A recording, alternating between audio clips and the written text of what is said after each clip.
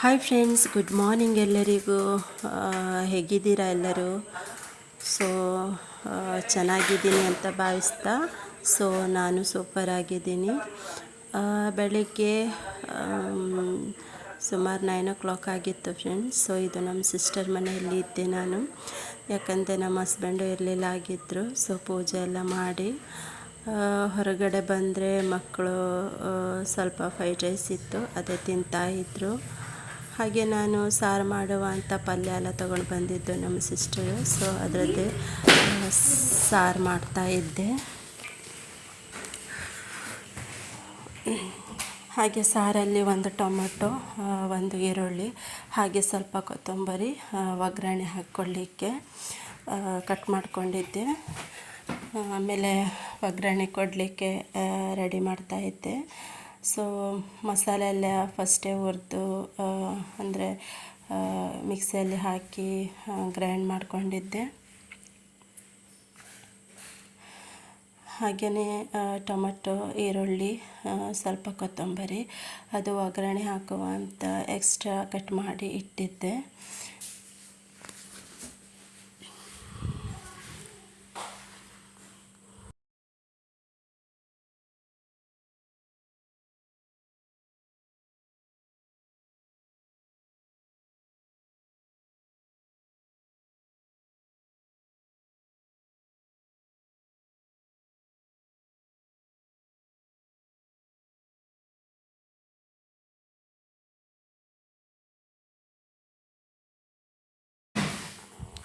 ಹಾಗೆಯೇ ಸ್ವಲ್ಪ ಸಾಂಬಾರು ಹುಡಿ ಹಾಕುವಂಥ ಸಾಂಬಾರು ಹುಡಿ ಹಾಕ್ತಾಯಿದ್ದೆ. ಒಂದು 2 ಸ್ಪೂನ್ ಹಾಕಿದ್ದೀನಿ. ಸೊ ಇದ್ದಿದ್ದೆ ಅಷ್ಟೇ, ಅದು 2 ಸ್ಪೂನು.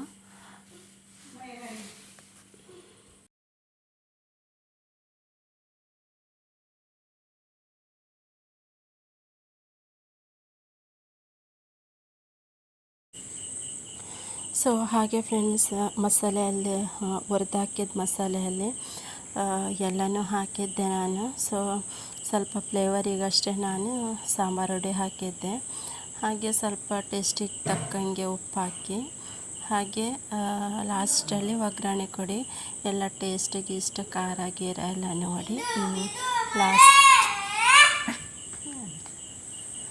ಲಾಸ್ಟಲ್ಲಿ ಸ್ವಲ್ಪ ಟೇಸ್ಟನ್ನು ನೋಡಿ. ಸೊ ಇಲ್ಲಂತೂ ನನ್ನ ಮಕ್ಕಳು ತುಂಬ ಕಿರಿಕಿರಿ ಮಾಡ್ತಾಯಿದ್ದಾರೆ.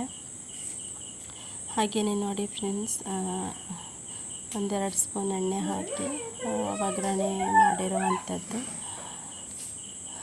ನೋಡಿ. ಸಾರಂತೂ ಕಲರಂತೂ ಸೂಪರಾಗಿ ಬಂದಿದೆ.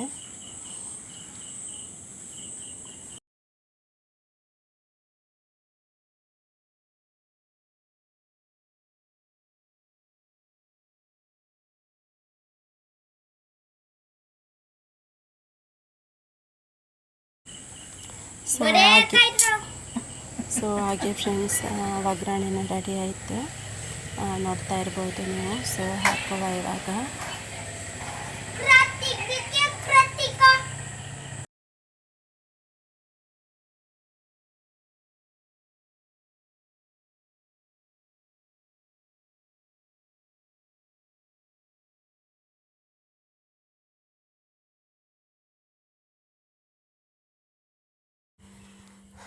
ಸೊ ಫೈನಲ್ ಆಗಿ ನೋಡ್ಬೋದು ನೀವು, ಸಾರು ನೋಡಿ ತುಂಬ ಚೆನ್ನಾಗಿ ಬಂದಿದೆ ಫ್ರೆಂಡ್ಸ್. ಸೊ ಈ ಥರ ಮಾಡಿ ನೋಡಿ ಒಂದು ಬಾರಿ. ಸೊ ಒಂದು ಕುದಿ ಬಂದ ಕೂಡಲೇ ಸುಮಾರು 1:30 ಆಗಿತ್ತು. ಹಾಗೆ ಊಟ ಮಾಡಿ ನಮ್ಮ ಹಸ್ಬೆಂಡ್ ದೇವಸ್ಥಾನಕ್ಕೆ ಹೋಗಿದ್ದರು. ಯಾವಾಗಂದರೆ ಸಂಡೇ ನೈಟಲ್ಲಿ ಹೋಗಿದ್ದರು. ಓಕೆ. ಹಾಗೆ ಧರ್ಮಸ್ಥಳ, ಆಮೇಲೆ ಕೊರಗಜ್ಜ ದೇವಸ್ಥಾನ, ಹಾಗೆ ತುಂಬ ಕಡೆಗೆ ಹೋಗಿದ್ದರು. ಮಿನಿಮಮ್ ಒಂದು 15 ದೇವಸ್ಥಾನಕ್ಕೆ ಹೋಗಿದ್ದರು.